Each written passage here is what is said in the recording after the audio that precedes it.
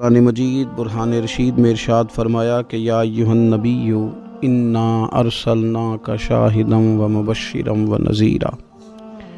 فرمایا محبوب صلی اللہ تعالیٰ علیہ وسلم ہم نے آپ کو گواہ بنایا ہے، خوشخبری دینے والا بنایا ہے اور ڈر سنانے والا بنایا، وداعیا الی اللہ، اور آپ کو اللہ کی طرف دعوت دینے والا بنا کے بھیجا ہے، بِإِذْنِهِ، اس کے حکم کے ساتھ، اس کے اذن کے ساتھ، وَسِرَاجًا مُنِيرًا، اور چمکتا ہوا آفتاب بنا کے بھیجا ہے۔ اے محبوب صلی اللہ تعالیٰ علیہ وسلم آپ کو داعی الی اللہ بنایا، اللہ کی جانب دعوت دینے والا بنا کے بھیجا ہے۔ نبی پاک صلی اللہ تعالیٰ علیہ وآلہ وسلم نے ہمیں اللہ کی جانب دعوت دی، عقیدوں کے اندر، نظریات کے اندر، افکار کے اندر، سوچوں کے اندر جو کمزوریاں ہیں ان سب کو نبی پاک صلی اللہ تعالیٰ علیہ وسلم نے دور فرمایا۔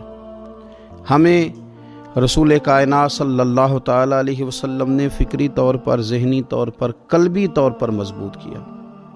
انسان جب تک اللہ اور اس کے رسول صلی اللہ تعالیٰ علیہ وسلم سے ذہنی طور پر اور روحانی اور قلبی طور پر وابستہ نہیں ہوتا اتنی دیر تک وہ کمزور رہتا ہے، اور جب وہ رب رسول سے وابستہ ہو جاتا ہے، اس کا عقیدہ اللہ اور اس کے رسول صلی اللہ علیہ وسلم کی ذات پر مضبوط ہو جاتا ہے، پھر وہ ذہنی طور پر، فکری طور پر مضبوط ہو جاتا ہے۔ نبی پاک صلی اللہ تعالیٰ علیہ وسلم کی تشریف آوری سے پہلے جو بنیادی مسئلہ تھا وہ یہ تھا کہ کفار مکہ، قریش بہت سارے بتوں کی پوجا کرتے تھے، تو جو نظریاتی کمزوریاں تھیں، جو فکری فقدان تھا، وہ ان کے اندر بہت زیادہ تھا۔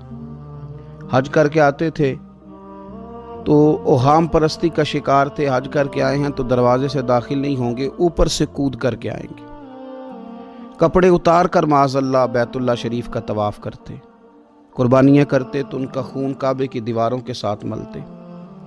مصر کے اندر یہ رسم پائی جاتی تھی کہ وہ سال کے بعد ایک لڑکی کو ذبح کر کے دریا میں ڈالتے تھے تو تب دریا چلنا شروع ہوتا تھا، اور اس پر انہوں نے نظریہ بنا لیا تھا کہ ایسا ہوگا تو تبھی معاملہ آگے بڑھے گا۔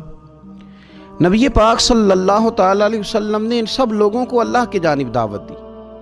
حضور علیہ السلام نے فرمایا میں تمہارے سامنے جو تعلیمات لے کے آیا ہوں ان میں کوئی اوہام پرستی نہیں، اس میں توہمات کا کوئی تذکرہ نہیں، ایک مضبوط دین، اللہ تبارک و تعالیٰ کی ذات پر بھروسہ، اللہ تبارک و تعالیٰ کی رحمت سے امید، ان سب چیزوں کو رسول پاک صلی اللہ تعالیٰ علیہ وسلم نے لوگوں کے ذہنوں تک اتارا۔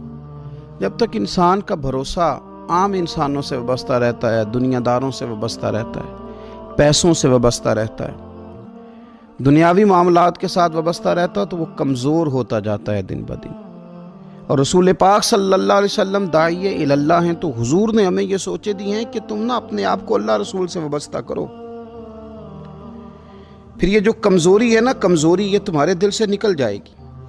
ہم دیکھتے ہیں کہ آج بہت سارے لوگ ایسے ہیں جو مایوسی کی گفتگو کرتے ہیں، اگر غریب ہو گئے ہیں تو تب بھی ان کے جملوں میں معاذ اللہ مایوسی ہے، کہیں بیمار ہو گئے ہیں تو پھر بھی وہ گھبرائے سے ہیں، وہم کا شکار ہیں، اگر کسی جگہ کوئی آزمائش ان پر آ گئی ہے تو بھی مختلف توہمات کا وہ شکار ہو جاتے ہیں۔ اگر توجہ اللہ رسول کی جانب ہو اور وہ سوچیں جو رسول پاک صلی اللہ علیہ وسلم نے ہمیں دی ہیں ان پر توجہ ہو، تو پھر انسان کسی وہم کا شکار نہیں ہوتا، پھر وہ مضبوط زندگی گزارتا ہے اور مضبوطی کے ساتھ آگے بڑھتا ہے، چونکہ اس کو سمجھ آ گئی ہے کہ میرا خالق اللہ ہے، رازق اللہ ہے، پیدا کرنے والا اللہ ہے، اور میرے تمام معاملات کا محافظ بھی میرا اللہ ہے۔ پھر وہ کمزور نہیں پڑتا، پھر وہ زیادہ امیدیں لوگوں سے وابستہ نہیں کرتا، دنیا داروں سے، سیٹھوں نوابوں سے زیادہ امیدیں نہیں وابستہ کرتا، پھر اس کی امیدیں اللہ سے اور اللہ والوں سے،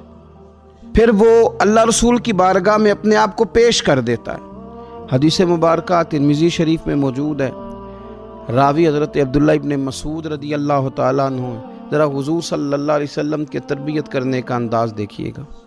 حضرت عبداللہ ابن مسعود رضی اللہ تعالیٰ عنہ روایت کرتے ہیں کہ نبی پاک صلی اللہ تعالیٰ علیہ وسلم نے فرمایا کہ اللہ تعالیٰ نے ہر جان کو پیدا فرمایا، ہر جان کو اللہ تعالیٰ نے پیدا کیا تو 3 چیزیں رب کریم نے لکھ دی اس کے لیے.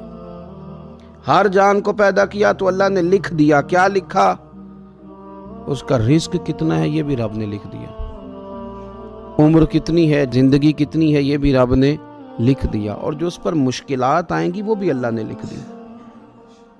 اس کی حکمت کے تقاضوں کے تحت جو مشکلات آئیں گی انسان کی گناہوں کی معافی کا سبب بنے گی. نیک ہے تو درجات کی بلندی کا سبب بنے گی. تو جو مشکلات اس کی طرف آئیں گی، جو مصیبتیں، بیماریاں، تنگیاں، وہ سب اللہ تبارک و تعالیٰ کی حکمت کے تقاضوں کے تحت آئیں گی. اب انسان یہاں گھبرایا رہے، مایوس ہو جائے. ایک بات اب ذرا یہاں صوفیاء کہتے ہیں، وہ بھی سمجھنے والی ہے. وہ کہتے ہیں کہ اصل بات یہ ہے کہ جس رب کی طرف سے تو کرم قبول کرتا ہے نا، اس کی طرف سے آزمائش بھی قبول کر. وہ کریم جو تیرے اوپر رحمت کے دروازے کھولتا ہے، کبھی اپنی حکمت کے تقاضوں کے تحت تجھے کسی مشکل میں ڈالے تو اسے بھی تھوڑا سا قبول کر. ایسا نہ ہو کہ میٹھا ہے تو فٹافٹ تو قریب کرے، اور اگر تھوڑا سا تجھے کوئی ترش رویے سے، ترش جگہ سے گزرنا پڑے تو پھر تو گھبرا جائے. تو اپنے مالک کے سپرد جب اپنے آپ کو کر دے گا، پھر تیری طبیعت سکون میں آ جائے گی، تیرا قلب ٹھنڈک میں آ جائے گا. محمود غزنوی رحمت اللہ علیہ مالٹا کھا رہے تھے. ایک ٹکڑا اس کا، ایک خاش اس کی اپنے ہاتھ سے نکال کر کے ایاز کو کھانے کے لیے دی. ایاز فٹافٹ کھا گیا.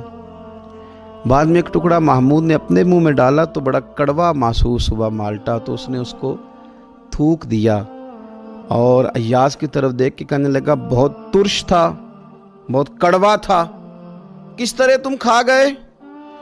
اللہ اکبر. تو ایاز نے جو بات کی وہ ہمیں سمجھاتی ہے کہ بندے کا رشتہ کس طرح کا ہونا چاہیے. ایاز کہنے لگا آقا ساری زندگی تیرے ہاتھوں سے میٹھے کھائے، آج ایک کڑوا آیا تھا تو میں اگر اسے تھوک دیتا یہ کو آئینے وفاداری تو نہ ہوا. انسان کو اللہ کی طرف سے نعمتیں آتی جائیں، رحمتیں آتی جائیں، تندرستیاں آتی جائیں، لیکن کسی جگہ ذرا کمزوری دیکھنی پڑے تو انسان اس جگہ ٹھہر جائے، اس جگہ وہ گھبرا جائے، وہم کا شکار ہو جائے، پتہ نہیں کیا ہو جائے گا، ان چکروں میں پڑ جائے. تو یہ بات درست نہیں ہے. اب یہ کہ ہم کیا کرتے ہیں، ہم نے اپنی ساری توجہات کا مرکز دنیا والوں کو بنا لیا ہے. دنیا والوں کو کیسے راضی کرنا ہے، ان کو کیسے سیٹ رکھنا ہے، لوگوں کے ساتھ اپنے تعلقات کو کس طرح کر کے مضبوط کرنا ہے، بس اسی میں ہمارے صبح و شام گزر جاتے ہیں.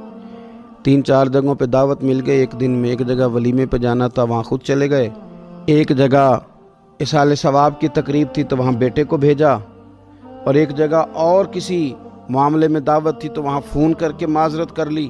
کسی طریقے سے لوگ راضی رہیں. پھر کیا ہوتا ہے، پھر انسان کو یوں محسوس ہوتا ہے کہ اسے فٹ بال بنا لیا گیا. آپ لوگوں کی توقعات پہ کتنا پورا اتریں گے؟ بس آپ اپنے ضمیر سے پوچھیں کہ ہم اللہ اور اس کے رسول صلی اللہ تعالیٰ علیہ وسلم کے ساتھ اخلاص رکھتے ہیں؟ ہمارا دل اس پر مطمئن ہے جو کام ہم کر رہے ہیں؟ جو سفر ہم نے شروع کیا ہوا ہے وہ رب کی رحمت کی طرف ٹھیک بڑھ رہا ہے؟ باقی یہ کہ لوگوں کو راضی کرنے کی کوشش میں رہنا اور لوگوں پر توجہ رکھنا اور لوگوں کے معاملات ہر وقت دیکھتے رہنا، یہ چیز انسان کو کمزور بھی کر دیتی ہے اور بعض اوقات اسے لوگوں کے سامنے رسوا بھی کر دیتی. حضرت سیدنا عبداللہ ابن عباس رضی اللہ تعالیٰ عنہ موجود تھے تو رسول پاک صلی اللہ تعالیٰ علیہ وسلم نے انہیں نصیحت فرمائی.